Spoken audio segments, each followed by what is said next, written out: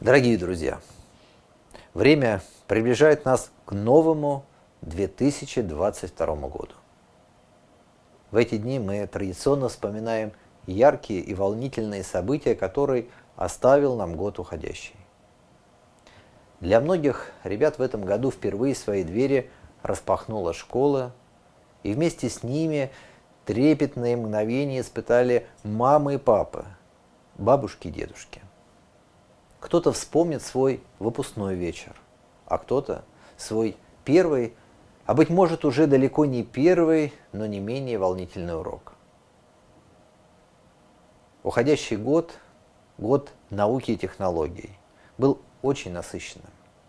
По-прежнему, требуя от всех нас повышенного внимания к защите здоровья, он позволил наполнить нашу жизнь глобальными и масштабными научными и просветительскими событиями, которые мы смогли разделить вместе, с семьей, с близкими, с друзьями и коллегами.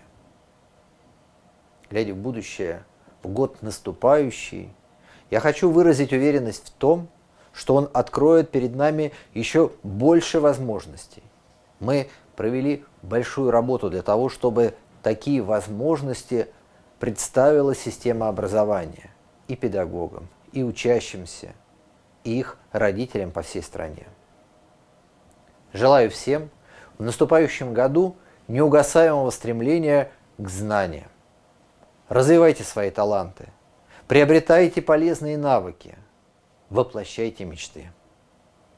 Будьте чуткими к тем, кто рядом с вами. Стремитесь к достойным свершениям и будьте счастливы.